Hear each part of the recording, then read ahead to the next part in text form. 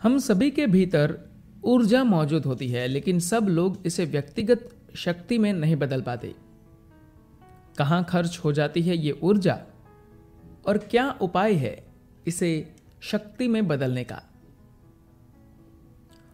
कोई भी इंसान भौतिक, आध्यात्मिक या किसी भी स्तर पर कितना आगे जा सकता है, यह बुनियादी तौर पर इस बात पर निर्भर करता है कि अपने भीतर मौजूद ऊर्जा की कितनी मात्रा वह इस्तेमाल कर सकता है।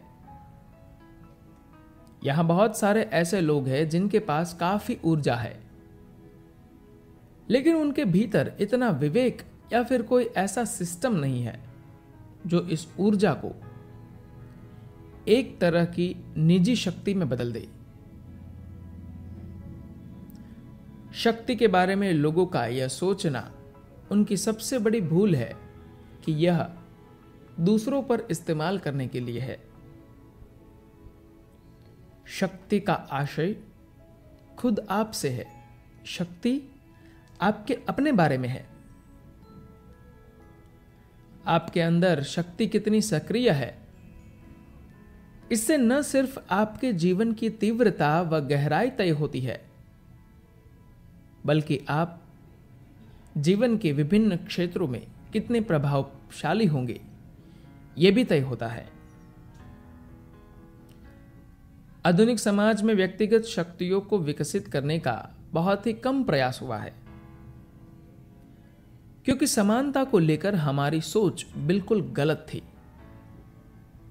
यह बड़ी ही अजीब बात है कि आज हमें यह लगता है कि हमारे जीवन की क्वालिटी बैंकों में जमा पैसों से, हमारी गाड़ी व घर के साइज से तय होती है। समानता का मतलब यह नहीं है कि हर किसी को बराबर करने के लिए छांट कर बराबर कर दिया जाए। समानता का मतलब है कि हर एक के पास विकास के समान अवसर हो। अगर आप अपनी सोच में भी हर चीज को एक जैसी बनाने की कोशिश करेंगे, तो आप जीवन के हर रूप के अनोखेपन और संभावनाओं को नष्ट कर देंगे। यह बड़ी ही अजीब बात है कि आज हमें यह लगता है कि हमारे जीवन की क्वालिटी बैंकों में जमा पैसों से, हमारी गाड़ी व घर के साइज से तय होती है।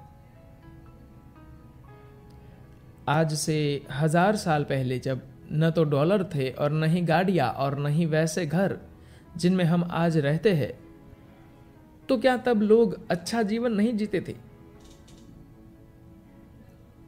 जीवन में जहां भौतिक रूप से सफल होना, पेशेवर तौर पर सफल होना भी जरूरी है, वही मेरी चिंता है कि आप आध्यात्मिक रूप से सफल हो। मगर इसके लिए भी आपको कुछ खास तरह की निजी शक्ति चाहिए। अगर वो शक्ति पानी है, तो आपको अपनी ऊर्जाओं का समझदारी से इस्तेमाल करना होगा। आवश्यक समझदारी, बुद्धिमानी व जरूरी साधनों की मदद से ऊर्जा को शक्ति में बदला जा सकता है, वरना आपकी ऊर्जा अनंत सोच विचारों व असंख्य प्रतिक्रियाओं और चिंताओं में बर्बाद हो सकती है। आपने गौर किया होगा कि जब आप किसी दिन ज्यादा चिंतित या परेशान होते हैं, उस दिन आपको ज्यादा थकावट होती है। मैं चाहता हूं कि आप अपनी रोजमर्रा के जीवन पर गौर करें, छोटी छोटी चीजों पर गौर करें। जैसे एक दिन में आप कितने शब्द बोलते हैं। कल जरा इसका अनुमान लगाइए कि सुबह से रात तक आप कितने शब्दों का उच्चारण करते हैं। अगर आपके भीतर अपनी कोई निजी शक्ति ही नहीं होगी, तो आप दूसरों की राय के मुताबिक ही जिएंगे। तब दूसरों की राय या बात आपको या तो तोड़ देगी या आपको बना देगी। अगले दिन उन्हीं बातों को कहे, लेकिन पिछले दिन की अपेक्षा लगभग आधे शब्दों का इस्तेमाल करके इसे कहने की कोशिश कीजिए। ऐसा करके आप लोगों से संवाद कम नहीं कर रहे, आप अभी भी उनसे संवाद कर रहे हैं, बस आपने शब्दों का इस्तेमाल घटाकर आधा कर दिया है। निश्चित तौर पर इससे भाषा में आपकी कुशलता भी बढ़ेगी और तब आप देखेंगे कि आपने अपने भीतर निजी शक्ति विकसित कर ली है। अगर आपके भीतर अपनी कोई निजी शक्ति ही नहीं होगी तो आप दूसरों की राय के मुताबिक ही जिएंगे। तब दूसरों की राय या बात आपको या तो तोड़ देंगी या आपको बना देंगी। अगर कोई व्यक्ति आपसे कमतर है और यह जानकर आप बेहतर महसूस करते हैं तो इसका मतलब है कि आप ताकतवर नहीं बल्कि बीमार है। दूसरों के पास जो नहीं है उसका आनंद लेना अपने आप में एक तरह की बीमारी है। दरअसल अगर आप सिर्फ तुलना और राय के भरोसे रहेंगे और आपको लगता है कि जीवन जीने का सिर्फ यही तरीका है,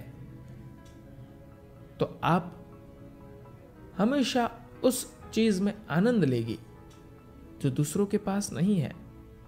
तब आप उसका आनंद नहीं ले पाएंगे जो आपके पास है। मान लीजिए कि आपको यहां रहने के लिए किसी व्यक्ति या चीज की जरूरत नहीं है, तो जीवन जीने का यह सर्वश्रेष्ठ तरीका है। क्योंकि यह संभव नहीं है इसलिए आप उन चीजों का इस्तेमाल करते हैं। कोई बात नहीं, अगर आप खुद चलने में सक्षम नहीं है तो आप छड़ी का सहारा लेते हैं, इसमें कोई हर्ज नहीं। लेकिन यह मत सोचिए कि छड़ी ही आपकी ताकत है। यह ताकत नहीं है। आप जो है वही आपकी असली ताकत है। इस शक्ति को बढ़ाने के बजाय हम सहारों को बढ़ाने में लगे हैं। हम अपने लिए बैसाखियों को जुटाने में लगे हैं। आप कब मजबूत कहलाएंगे? जब आप कम से कम मदद के बिना खड़े हो सके तब, या जब आपको खड़ा होने के लिए 1000 पैर वाली मेज की जरूरत हो। अगर आप कम से कम मदद के बिना खड़े हो सके तो इसका मतलब होगा कि आप मजबूत हैं। इसका मतलब हुआ कि आप कहीं भी जा सकते हैं। धन्यवाद।